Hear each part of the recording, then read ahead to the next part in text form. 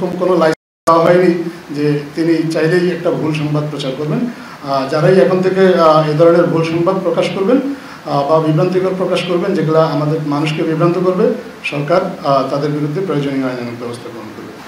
ইত্তেফাক সহ বেশ কয়েকটা সংবাদপত্রে এবং সংবাদ মাধ্যমে একটা সংবাদ প্রকাশিত হয়েছে, যেখানে বলা হয়েছে মুজিবনগর সরকারের রাষ্ট্রপতি শেখ মুজিবুর রহমান, অস্থায়ী রাষ্ট্রপতি সৈয়দ নজরুল ইসলাম, প্রধানমন্ত্রী তাজউদ্দিন আহমেদ এবং দুই মন্ত্রী ক্যাপ্টেন মনসুর আলী ও AHM কামরুজ্জামান সহ শতাধিক নেতার মুক্তিযুদ্ধর স্বীকৃতি বাতিল করা হয়েছে। এই খবরটি সম্পূর্ণ মিথ্যা, ভুয়া, ভিত্তিহীন এবং বিভ্রান্তিকর। ভিগো ওয়্যার গার্ড প্রয়োজন মতো বাঁকানো যায়, অধিক চাপেও ভাঙে না। ভিগো। আমরা ইতিমধ্যেই গতকাল যে প্রজ্ঞাপনটা সরকার থেকে ইস্যু করা হয়েছে সেটা আপনাদের সাথে শেয়ার করেছি। আপনারা এটা যদি একটু মনোযোগ দিয়ে পড়েন তাহলে আপনারা নিজেরাই বুঝতে পারবেন যে এই খবরটা ভিত্তিহীন।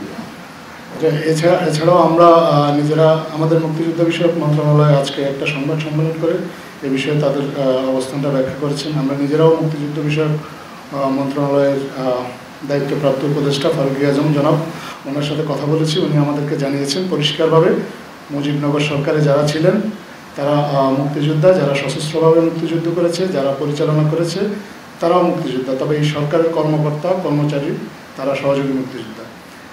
তিনি জানান জাতীয় মুক্তিযোদ্ধা কাউন্সিল অধ্যাদেশ অনুযায়ী স্বাধীন বাংলা বেতার কেন্দ্র সহ কূটনীতিকরা সহযোগী মুক্তিযোদ্ধা।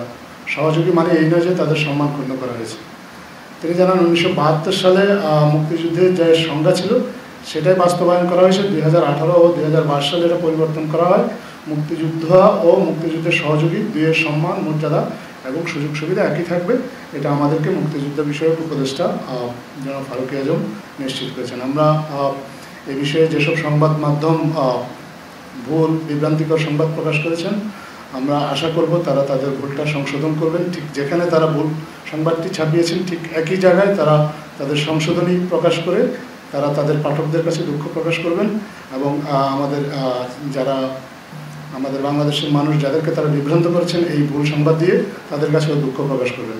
আর আমরা শুধু এটা নয়, আমরা আরও লক্ষ্য করেছি যে আরও অনেক আসলে ভুল সংবাদ আসে। আমরা নানা সময়ে আপনাদেরকে সঠিক তথ্য দিয়ে চেষ্টা করি এই ভুল সংবাদগুলো ধরিয়ে দিতে, কিন্তু আমরা আসলে বর্তমান অন্তর্বর্তীকালীন সরকার সংবাদ মাধ্যমের স্বাধীনতার ব্যাপারে খুবই উদার। আমরা সমালোচনাকে সবসময় ওয়েলকাম করি, কিন্তু আমরা আসলে কখনোই কাউকে এরকম কোনো লাইসেন্স দেওয়া হয়নি যে তিনি চাইলেই একটা ভুল সংবাদ প্রচার করবেন। যারাই এখন থেকে এই ধরনের ভুল সংবাদ প্রকাশ করবেন বা বিভ্রান্তিকর প্রকাশ করবেন, যেগুলো আমাদের মানুষকে বিভ্রান্ত করবে, সরকার তাদের বিরুদ্ধে প্রয়োজনীয় আইনানুগ ব্যবস্থা গ্রহণ করবে। ধন্যবাদ।